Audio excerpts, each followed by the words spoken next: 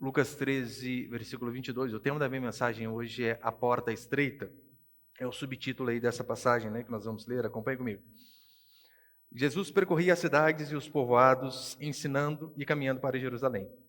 E uma pessoa lhe perguntou: Senhor, são poucos os que são salvos? Ao que ele respondeu: Esforçai-vos por entrar pela porta estreita, porque eu vos digo que muitos tentarão entrar e não conseguirão. Quando o dono da casa houver se levantado e fechado a porta, e de fora começar a desabater a porta, dizendo: Senhor, abre-nos a porta. E ele vos responder: Não sei de onde sois. Verso 26. Então começareis a dizer: Como bebemos na tua presença, e tu ensinaste nas nossas ruas. Ele vos responderá: Não sei de onde sois. Afastai-vos de mim, todos que praticais a iniquidade. Ali haverá choro e ranger de dentes, quando virdes Abraão, Isaque, Jacó e todos os profetas no reino de Deus e vós lançados fora. Muitos virão do Oriente, do Ocidente, do Norte, do Sul e se sentarão à mesa no reino de Deus. Até aí, tá bom, olha para cá. Versículo 30, Falta 30. Pois há últimos que serão os primeiros e primeiros que serão os últimos. Olha para cá agora, por favor. Veja, eu estou apenas continuando as nossas pregações expositivas aqui no Evangelho de Lucas, essa já é de número 80, e por vezes nós vamos nos deparar com temas que nos afrontam, que nos colocam na parede, e o bom de pregar dessa forma é que eu não escolho a mensagem que eu vou pregar, Até essa semana estávamos num pequeno grupo conversando, e o irmão sugeriu, Ora, nós poderíamos muito bem ler antes o que vai ser pregado, porque o texto é claro, O que o pastor vai pregar domingo? Foi onde ele parou. Então, isso serve para vocês de conselho também, Então, quando entram esses textos um pouco mais espinhosos para alguns, não temos para onde fugir. É o que a Escritura diz. E repare que aqui no versículo 22 começa dizendo que Jesus ele caminhava pacificamente. E detalhe, Jesus caminhava rumo a Jerusalém. Jesus estava caminhando rumo à morte. Este era o seu desfecho. Era para ali que ele estava caminhando. Este era o grande auge do seu período aqui na terra, o dia em que ele fosse morrer. E enquanto ele estava indo, ele ajudava as pessoas, diz a Escritura. Ele ensinava as pessoas, mesmo estando com a alma aflita, angustiado, sabendo que estava caminhando para a morte. Ainda assim, ele tratava as pessoas bem. Para você ver que nós não podemos dar desculpas de que, por que você trata o outro bem assim? Não estava bem naquele dia. Jesus sabia que ele ia morrer. Ele estava angustiado, atribulado. Ainda assim, tratava as pessoas da melhor maneira possível. E aqui, repare que uma dessas pessoas, ela faz uma das perguntas mais importantes que alguém pode se fazer na vida. Ela não começa a filosofar como se fosse Hamlet, personagem de Shakespeare, dizendo, ser ou não ser, eis a questão. Não foi isso que eles perguntaram. Não foi isso que essa pessoa perguntou. Essa pessoa não perguntou aquela dúvida de Leibniz, que ele diz assim, por que algo ao invés de nada? É uma pergunta curiosa, que nos faz pensar.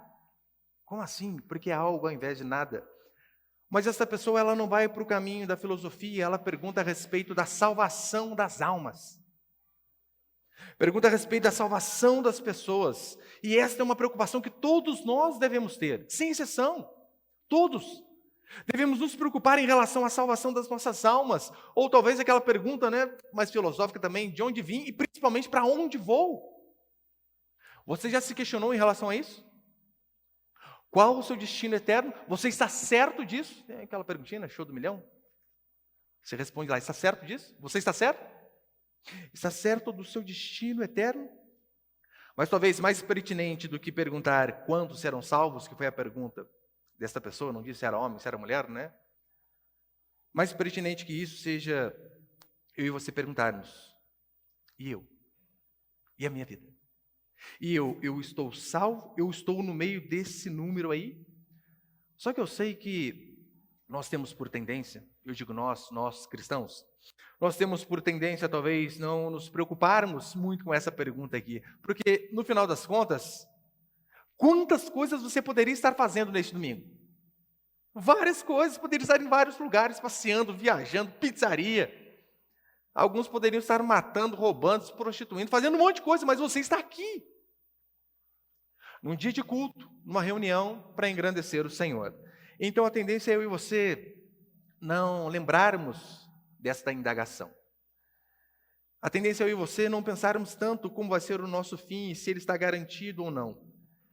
Por quê? Você pensa, não, está tudo certo. Está tudo certo. Eu não falto culto, a não ser quando estou cansado. Mas dia de regra eu não falto. Eu estou sempre com os irmãos, estou sempre cultuando ao Senhor. Então a minha vida está resolvida. Será? Será? Essa é a pergunta que essa pessoa faz, eu e você devemos constantemente nos perguntar. E com base nisso, eu quero passar aqui 2 princípios apenas. Põe ali o primeiro, por favor, Caio. Primeiro, nós vemos o esforço de salvação. Acompanhe comigo o versículo 24, por favor. Lucas 13, 24. Esforçai-vos por entrar pela porta estreita, porque eu vos digo que muitos tentarão entrar e não conseguirão. Você sabe que a graça de Deus, ela não nos faz estáticos, parados. A graça de Deus ter nos alcançado não é uma autorização para cruzarmos o braço e não fazermos mais nada. Não, isso é uma mentira. Na verdade, a graça do Senhor sobre nossas vidas, ela vai nos levar a nos esforçarmos a cada dia mais para permanecermos no caminho de santidade. Para a cada dia mais sermos fiéis ao nosso Deus. E por que é importante você saber disso? Qual era o contexto aqui? Muitos daqueles judeus, endossados ali pelo coro daqueles sábios de sua época, dos rabinos, eles tinham o seguinte entendimento: ora, todos de Israel serão salvos. E quando eles dizem todos de Israel serão salvos, eles estavam falando geograficamente. Todos aqueles que nascem dentro aqui do nosso quadrado, todos aqueles que nascem dentro da nossa terra, que são descendentes dos nossos pais, todos esses serão salvos. E é tão certo que eles tinham esse pensamento egoísta e mentiroso, você vai ver. Eles tinham esse pensamento que eles chegavam a desprezar as outras pessoas. Eles desprezavam os gentios. E eles desprezavam até os gentios, até os judeus que eram misturados ali com os gentios. Por exemplo, os galileus, né? Os galileus era apenas uma mistura. Era um judeu que teve um filho com alguém que não era do povo. Tanto é que você lembra que eles chamam Jesus de forma pejorativa de Galileu? Aquele era um título pejorativo. Porque Galileia era conhecida como Galileia dos gentios, então eles estavam menosprezando a Jesus Cristo. Todavia, o ensino do nosso Senhor, ele vai demonstrar que a linha de demarcação entre salvos e perdidos não tem a ver com geografia, não tem a ver com nacionalidade, não tem a ver com coisas que você aprendeu desde que você nasceu. É de cunho espiritual. Tanto é que pessoas de dentro podem estar perdidas e pessoas de fora podem estar sendo salvas. E é isso que nós vemos constantemente na Escritura. Olha o exemplo que Paulo vai dar em Romanos, capítulo 9. Nem todo Israel é de fato israelita. Traduzindo para hoje, nem todo aquele que frequenta culto dia de domingo de forma assídua é de fato filho de Deus. Nem todo Israel é de fato israelita. E toda a Escritura nós vemos corroborando para isso. Para que a salvação não está na família que você nasceu. Não está no país que você nasceu, como eles acreditavam aqui. Tanto é que em Lucas capítulo 4, Lucas vai dizer que Jesus ensinando ali, né? Olha, havia muitas viúvas em Israel, mas o Senhor cuidou daquela de Sarepta. Mostrando que, mesmo dentro da nação, haviam pessoas que eram atendidas por Deus e outras não. Em relação a Naamã, é a mesma coisa. Haviam muitos leprosos em Israel, mas Naamã foi purificado. E talvez aquela frase do nosso Senhor que deve nos colocar medo é o suficiente para resumir isso. Nem todo que me diz Senhor, Senhor, entrará no reino de Deus. O que ele está dizendo? Nem todo aquele que me diz Senhor, Senhor, está dizendo do povo que frequenta a igreja. De nós. De que nem todos aqueles que estão num lugar de culto são de fato filhos de Deus. É de suma importância você saber isso, porque Jesus ele é categórico em dizer assim: não basta que vocês sejam apenas ouvintes. Vocês precisam ser ouvintes e praticantes da palavra do Senhor. Ouvir, tem pessoas que são viciadas em ouvir sermão. Porque elas gostam de assimilar o conhecimento teológico para debater com outra pessoa, para debater em rede social. Mas ela assimila o conhecimento apenas por amor ao conhecimento e não para cumprir aquilo que o Senhor nos ordena. Tanto é que, certa feita, Jesus está ali e alguns homens dizem assim, Jesus vem e fala, olha, vocês precisam ser livres, ser libertos, vocês são escravos. E um homem responde assim, nós escravos? Totalmente, né, esquecendo que o povo foi escravo do Egito, pelos assírios, pelos babilônios, escravos em vários lugares. Então ele diz, nós somos livres. E por que ele diz que eles eram livres? Somos filhos de Abraão. Ou seja, nós nascemos aqui nessa família, então estamos tranquilos. Aí o que Jesus diz a eles? Tolos. Não diz isso, né? Mas é como se dissesse. Até destas pedras aqui, Deus pode suscitar filhos de Abraão. Não, não pense. Nasci em berço cristão, isso resolve meu problema. Não resolve. Tanto é que no versículo 24, a ordem é isso, né? Esforçai-vos para entrar pela porta estreita. E é interessante ali que o verbo esforçar, ele deu origem à palavra agonizar, ao verbo agonizar. Ou seja, nós devemos de toda a nossa força até agonizarmos, nos esforçarmos para obedecer aquilo que o Senhor ordena.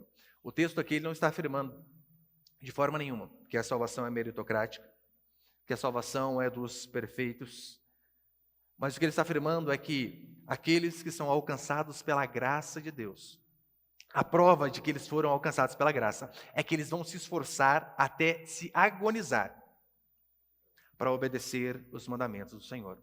Lembra o exemplo de Jesus Cristo? Ele está no Getsemane e ele soa sangue, tamanho era o seu grau de aflição, para dizer assim, Pai, se possível, passa de mim esse cálice, contudo que seja feito a tua vontade e não a minha. É o esforço de passar pela porta estreita que o Senhor ordena aos seus filhos. E você sabe, né? Nessa porta estreita, há muitas coisas que têm que ficar para trás. Não podemos. Não sei se você já andou de ônibus, né? Acho que a maioria aqui não sei se andou. Mas eu lembro quando eu era mais novo, às vezes nós comprávamos uma televisão, por exemplo, com meu pai, no centro lá da cidade, e era aquela de tubo, né? Quadradona. E criança desesperada não consegue esperar uma semana para a loja entregar, quer levar na hora, né? Só que não passa na roleta uma televisão daquele tamanho. Eu lembro que entrávamos pela porta de trás, deixávamos a televisão, dávamos a volta na frente e passávamos. A analogia é mais ou menos essa, né? Há muitas coisas que não passam na roleta da salvação, na porta da salvação. Quando Jesus diz, né, que é mais fácil um camelo passar no fundo de uma agulha do que um rico entrar no reino, há duas interpretações básicas ali, né? A primeira é literal mesmo. Como um camelo vai passar no fundo da agulha? Não dá, é impossível. E não é errado essa interpretação, mas há uma segunda, que agulhas são pequenas portas que existem em Israel. Portas, né, que são bem estreitas e pequenas. Impossível de um camelo passar, nem ajoelhado. Na verdade, não é uma pessoa um pouquinho mais fortinha, não passa. Se pegarmos essa ilustração, ela é bem pertinente. Esforçai-vos para passar pela porta estreita. Não, mochila cheia de pecado não passa. Não. O seu canga, o seu parceiro de bagunça. Não. Ou você larga dele e passa sozinho, ou você vai ficar para o lado de fora. Devemos deixar muitas coisas para trás. Por isso que nessa porta, meu querido, não passa mentira, seja mentira grande ou mentira pequena, não passa. Na porta da salvação não passa mentira, não passa trapaças, não passa roupas indecentes, saias curtas demais, calças justas que parecem balada a vácuo. Não passa relacionamentos íntimos antes do casamento, biquininho, de forma nenhuma. Algumas coisas que são necessárias ser deixadas para trás. Porque a porta é estreita. E ele deixa bem claro, são poucos os que passam por ela. E esse papinho de que, todo mundo peca, dá uma errada aí, depois o que basta é pedir perdão e está tudo resolvido. Cuidado. Muito cuidado em relação a isso. Eu e você devemos saber que não existe cristianismo sem perda. Não. Cristianismo é cruz. Cruz é perder. Cristianismo é abrir mão de coisas. Portanto, se você vem constantemente aos cultos e você não é confrontado, Se o seu pastor te vê constantemente no erro e não fala nada para você, se a Escritura, ao ser exposta, não expõe o seu pecado e as suas falhas, isso não é cristianismo. Você precisa se esforçar para mudar constantemente, seja comportamentos, palavreados, atitudes, roupas, amizades. E você sabia, né? Há relacionamentos que não passam nessa porta. Não passam. Esse papinho de namoro missionário, né? Pastor, estou trazendo o fulano, a fulana aqui, mas eu creio que vai converter. Ah, não. Não é esse o caminho.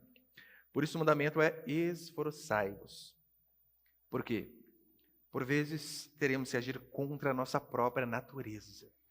Sim. Sabe quando você está doido para fazer um negócio? Ah, mas se esforçar é você matar aquela natureza pecaminosa e dizer, não, ainda que seja suando e suando até sangue, como Jesus Cristo fez. Isto é se esforçar, é lutar contra as nossas inclinações mais primitivas possíveis. Você sabe, né? Nós temos inclinações primitivas em nós. Uma delas é a fome. A fome. Por conta de comida, às vezes pessoas se desesperam. Mas a fome não nos autoriza a roubar. Necessidades conjugais, espero que você me entenda, por causa das crianças aqui, é uma necessidade natural do ser humano. Se você não é casado, você vai ter que esmurrar o seu próprio corpo para não ceder. Ou até os casados, né? Para não pensar besteira. Isso é se esforçar. Mortificar o velho homem. Porque você sabia? Eu, pelo menos, eu achava que, olha, o dia em que eu me batizar, eu não serei mais tentado. Porque um novo homem vai nascer, então acabou os problemas. O velho homem, ele é, de fato, afogado nas águas do batismo. Eu pensava assim, mas eu descobri algo. O marvadinho sabe nadar. E é bom de apneia. Está vivo ainda. Precisamos lutar constantemente. E repare, a porta do reino é estreita, estreita. Mas ela também é ampla o suficiente para receber todo tipo de pecador arrependido. Não importa o que fizemos no passado. O que a Escritura diz é que se há um arrependimento genuíno, não importa a nossa ficha criminal, o Senhor nos perdoa e nos purifica de todo pecado. E o segundo e último princípio é o seguinte, põe ele, por favor.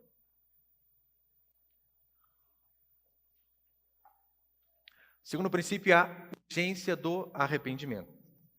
Você sabe, Jesus Cristo diz que a porta é estreita e muitos tentarão entrar por ela e alguns não conseguirão. A porta está aberta, mas ela não vai ficar aberta para sempre. Ela vai fechar. Olha o versículo 25. Quando o dono da casa houver se levantado e fechado a porta, e de fora começar a desabater a porta, dizendo, Senhor, abre-nos a porta, e ele vos responder, não sei de onde sois. Já ouviu aquela música lá, né? Ele não desiste de você. Né? Por aí. Desiste. Desiste, sim. Há um período. A graça, ela vai até determinada posição. A porta fica aberta até determinada hora, depois ela fecha. E o dono aqui fechando essa analogia é justamente mostrando isso, que o prazo da graça acaba. Cristo, um dia, ele vai vir, e quando ele vir, as portas do céu estarão fechadas, e quem se arrependeu bem, quem não se arrependeu, já era. Não existe esse papel, não, purgatório. Vamos orar, rezar pela alma dele. Não. A hora do arrependimento é em vida, e a vida ela é feita de oportunidades. Hoje nós temos mais uma. Todos vocês que estão ouvindo têm mais uma. Eu tenho mais uma. Todos nós temos uma oportunidade hoje. Tanto é que Paulo vai dizer assim em 2 Coríntios 6:2. Agora é o tempo aceitável. Hoje. Agora é o dia da salvação. Eu não sei. Não tem como saber. Se todos nós aqui dormiremos e acordaremos amanhã. Não sei. Mas 2 Coríntios vai dizer que agora é o dia da salvação.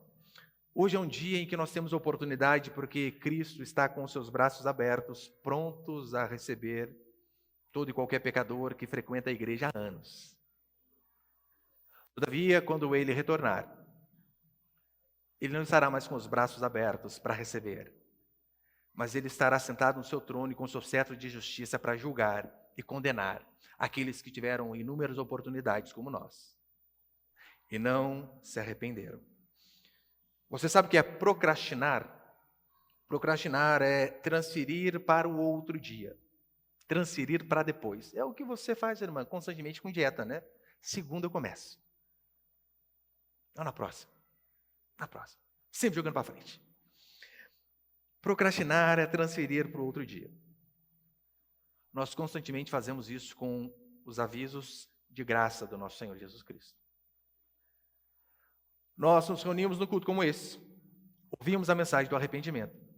Somos tocados, às vezes, ali até temporariamente. Mas chega segunda-feira em casa. Essa semana eu vou dar uma perdida ainda, mas a semana que vem eu prometo que eu vou pegar pilha. A semana que vem eu vou ser diferente. Não se iluda. Graça não aproveitada vira desgraça. Sim, a graça não aproveitada vira desgraça. Tanto é que no capítulo 14, nas próximas ministrações vocês vão ver, fala sobre a parábola do grande banquete. E é tão interessante ali, que o Senhor prepara um banquete e começa a convidar as pessoas, assim como você constantemente recebe o convite de arrependimento dos pecados através de um culto. Então o banquete é feito e o Senhor convida as pessoas e as pessoas começam a dizer assim: puxa, eu comprei um terreno, me desculpa, mas eu não vou conseguir ir, eu tenho que cuidar da minha terrinha. Eu comprei uma junta de bois aqui, com as cabecinhas de gado, estou muito ocupado, não vai dar para ir. Outro diz: eu casei e preciso desfrutar da minha esposa, do meu marido. Me desculpe. Diz a Escritura que aquele senhor, ele fica irado, indignado, por conta da rejeição daquele convite. E sabe o que ele diz? Lucas 14, 24. Pois eu vos digo que nenhum dos homens que foram convidados provará do meu banquete. Nenhum. Você já viu como funciona o brasileiro quando vai fazer prova do Enem? Ele sabe que a prova é 10 horas da manhã, não lembro o horário exato, mas coloque às 10 da manhã. Normalmente, quando você vai fazer uma prova, algum nesse sentido, você fica até meio ansioso, por mais que eu não possa ficar ansioso, que eu preguei quarta, Mas você quase não dorme. No outro dia você acorda cedo, você toma café, você vai antes. Mas você percebeu que vira e mexe tem alguns que chegam em cima da hora e alguns até um pouco depois? E eu acho que foi no último Enem, eu vi algumas pessoas chegaram atrasadas, e o pessoal na internet faz esses memezinhos aí de montagem só de pessoas chegando atrasadas no Enem. E o cara querendo subir o portão, chorando, pelo amor de Deus, batendo café. Não, acabou. 10 horas é o limite, acabou. E as pessoas choram. Teve um que deita no chão, parece um bebezinho, depois finge estar tendo convulsão, porque não entrou. 1 ano estudando e não vai conseguir fazer a prova. No céu você pode deitar, fazer birra que não vai adiantar. Pode espernear, pode chamar a mamãe. Não vai ter como. Não tem a possibilidade. Pois eu vos digo que nenhum dos homens que foram convidados provará do meu banquete. Por isso que o arrependimento ele é urgente. Mas talvez só exista algo pior do que aqueles que rejeitam a graça do Senhor. Sabe o que é? Aqueles que se enganam. Rejeitar a graça é uma coisa. Versículo 26, olha o que ele vai dizer. Então começareis a dizer: comemos e bebemos na tua presença, e tu ensinaste nas nossas cidades, nas nossas ruas. Comemos e bebemos na tua presença. Gente, aqui é um sinal claro de proximidade, de estar junto, de comer junto, de ter comunhão. Afinidade, comer junto denota afinidade. Mas repare que a proximidade geográfica, como era o erro de pensamento daqueles homens, não tem nada a ver. Não tem nada a ver. Você se reunir com uma igreja não te faz automaticamente salvo. Você cantar hinos que glorificam a Deus não faz de você um filho dele. Se reunir de forma sistemática com o povo de Deus semanalmente, isso é importante, mas é necessário mais. É necessário mais. Provavelmente essas pessoas, nos cultos, elas estavam lá, assim como nós estamos. Provavelmente essas pessoas estavam junto nas comunhões, nas festas, nos retiros. Provavelmente essas pessoas comeram pães que o próprio Cristo havia multiplicado. Provavelmente essas pessoas viram pessoas sendo curadas diante de seus olhos. Algumas viram Lázaro ressuscitando depois de 4 dias. Mas tudo isso sem uma demonstração externa de arrependimento não vale nada. Eles dizem, o Senhor nos ensinou. Você percebe que eles não receberam o ensino de um pastor? Não foi nem Paulo, Jesus Cristo ensinou a eles. O Senhor nos ensinou, e nós sabemos que ouvir a palavra e crermos, essa é a forma de sermos salvos. Ouvimos e cremos. Todavia, quando nós ouvimos e rejeitamos, isso é nada mais nada menos que peso sobre o dia da condenação. Há 2 tipos de situação que são preocupantes que você deve analisar. A primeira são aquelas pessoas que rejeitam a Cristo de forma explícita, que são ateus de verdade, né? Porque tem um monte de ateus aí que são fajutos, Nutella. Eu não acredito em Deus. Mas não tem argumento. Mas alguns, de fato, não creem de verdade. Aqueles que rejeitam a Cristo, chamam-no de filho das trevas. A estes a condenação é certa. Simples assim. Mas há um segundo tipo. Há um grupo que gosta de ouvir pregação. E gosta de ouvir de bom grado. Era o caso dessas pessoas. Você reparou que elas não estavam ali obrigadas? Elas diziam, Senhor, nós lembramos de você, ela ensinava nas nossas ruas. A gente comia junto. A gente conversava. Aquelas pessoas de bom grado ouviam, eram simpáticas ao próprio Cristo. Todavia, elas não eram quebrantadas diante da mensagem. Elas gostavam apenas de ouvir. É tão certo, você lembra? Já estou encerrando aquele exemplo de João Batista que eu acho fantástico. Diz a Escritura que Herodes, pegando a mulher do irmão, adulterando de forma explícita, ele, de bom grado, ia à cadeia ouvir João Batista. João Batista estava preso e Herodes era o responsável. E aquele homem, na prática do adultério constantemente, ele tinha o hábito de descer a cela, a prisão. Fala para mim, João Batista. Prega para mim. Ele gostava de ouvir. Ele saía dali até meio motivado, mas depois influenciado pelas pessoas e principalmente pela mulher, desviava. Como diz Mark Driscoll, põe ele, por favor. Você pode ter sido batizado na igreja, criado na igreja, servido na igreja. Pode ser que tenha casado na igreja, morrido na igreja, ter sido velado na igreja e ainda assim acordar no inferno, caso esteja meramente na igreja e não em Cristo. O mero contato externo com Jesus Cristo nunca salvou ninguém. E o problema de muitos aqui, sabe qual é? Não é que estão te enganando. Não. Porque se você estivesse sendo enganado neste púlpito, eu tenho certeza que você já tinha ido embora. O problema de muitos é que eles estão se enganando. Eles não são enganados, eles se enganam. Eles ouvem a mensagem e mesmo assim, deliberadamente, continuam praticando o que é mal. Continuam escravos de seus pecados. Continuam a praticar a iniquidade. Não é isso que ele vai dizer aqui no versículo 27? E ele vos responderá, não sei de onde sois, afastai-vos de mim, todos vós que praticais a iniquidade. Como ele não define de forma específica quais eram essas iniquidades aqui, nós temos que pegar de forma geral. Iniquidade é tudo aquilo que viola a lei de Deus. Tudo. Das coisas grandes às coisas mínimas. Pastor, o senhor está dizendo que nós temos que ser tão santos e irrepreensíveis? Eu sei que somos falhos. 1 João 1,8, João deixa claro a mim e a você, dizendo que se dissermos que não temos pecado, a nós mesmos nos enganamos e a verdade não está em nós.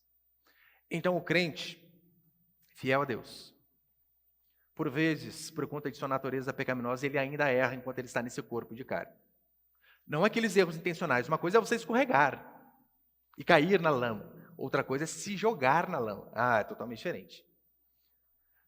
João ele vai explicar a mesma coisa no capítulo 3, sua epístola. 1 João 3,9, ele vai dizer assim, que aquele que é nascido de Deus não vive na prática do pecado, pois o que permanece nele é a divina semente. Ora, este não pode viver pecando. 1 João 8, ele diz que nós temos erros, ainda pecamos. A diferença do cristão genuíno está em 1 João 3,9. Aquele que é nascido de Deus, ele não vive, não permanece na prática do pecado. Portanto, se você está ouvindo os ensinos de Jesus constantemente, deliberadamente, vivendo no erro, é questão de tempo, diz a Escritura, para você ouvir essas palavras. Não sei de onde sois. Afastai-vos de mim. Eu não vos conheço. Apenas questão de tempo. E o que restará a esses homens? Versículo 28, para encerrar. Ali haverá choro e ranger de dentes, quando virdes Abraão, Isaque, Jacó e todos os profetas no reino de Deus, e vós lançados fora. Choro e miséria interminável é o que vai sobrar para esses homens. O choro da desesperança eterna. E repare, quando virdes Abraão, Isaque e Jacó, quando virdes. Sabe qual vai ser? Uma das enormes tristezas para aqueles que não se arrependem dos pecados? É que eles verão aqueles que se arrependeram e vão pensar eternamente, por que eu não dei ouvidos? Aqui nós já quebramos aquele paradigma, né, de que, ou melhor, aquela heresia, de que morte é um fim por si só, morreu, acabou.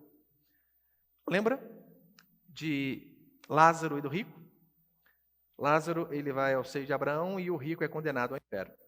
E diz a Escritura que o rico no inferno, em tormentos, clama, Pai Abraão, deixa que Lázaro venha apenas molhar a ponta da minha língua, porque eu estou aqui em tormentos. Qual é a resposta de Abraão? Ali é apenas um símbolo, né, do céu e da condenação. Não.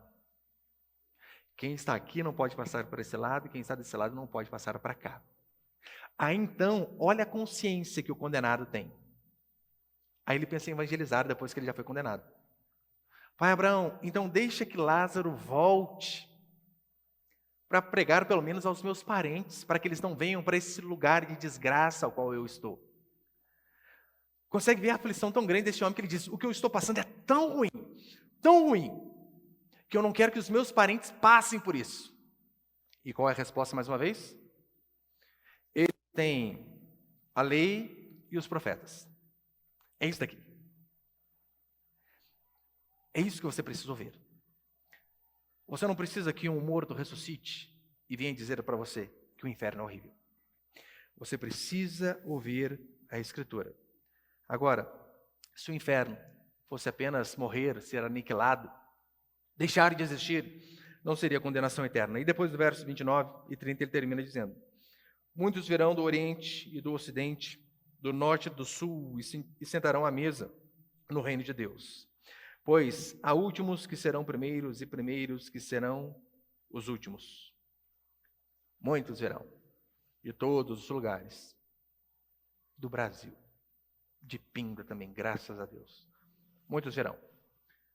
William Hendrickson, ele vai dizer que essa interpretação, né, os últimos serão os primeiros, é uma referência ali aos gentios, que foram os últimos a receberem os meios de graça, e quando receberam, creram e abraçaram aquilo. Em contrapartida, os primeiros está se referindo aos judeus, porque deles procede o Messias. Eles tiveram o privilégio de receber a lei. Eles tiveram o privilégio de ser uma nação teocrática, onde apenas Deus governava.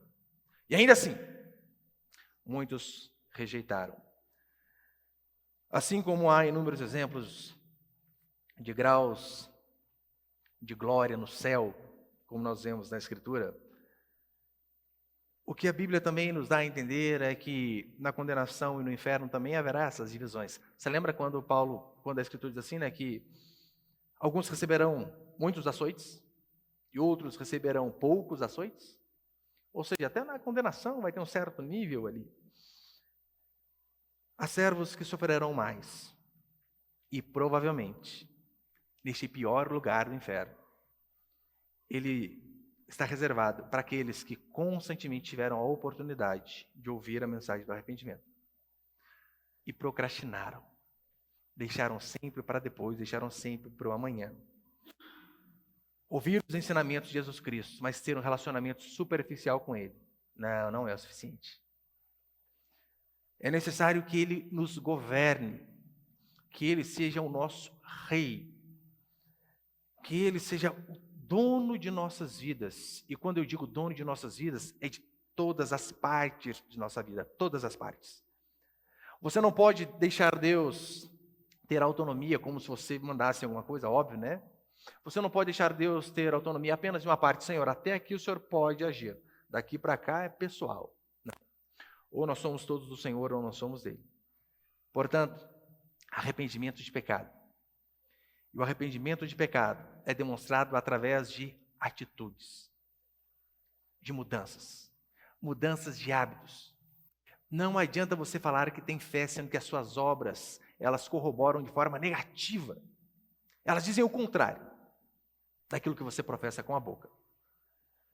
A prova de que nós somos filhos e filhas de Deus não é que somos perfeitos, mas é que a partir do momento que o Espírito Santo entra em nossa vida, nós temos o desejo constante de mudar a cada dia. Quando erramos, não saímos nos vangloriando, dizendo, você não sabe o que eu fiz. Isso, aquilo outro. Mas diante dos menores erros, nos pesa uma aflição e uma angústia de saber que o Senhor me salvou. E ainda assim, eu cometo esse tipo de atrocidades com Ele. Estou ferindo a graça do meu Deus. Se arrepender dos pecados é demonstrado através de frutos. É materializado através de atitudes. E que Deus possa, de fato, dar a mim e a você um coração para Ele. Um coração que o ame e que esse amor pelo nosso Deus seja manifesto através da forma como nós tratamos o cônjuge, o marido, a esposa, os filhos, os irmãos e até aqueles que não são da igreja. Que o Senhor nos dê a graça de confessarmos não apenas com a boca, mas que as nossas atitudes corroborem com aquilo que nós professamos crer. Amém, meus queridos?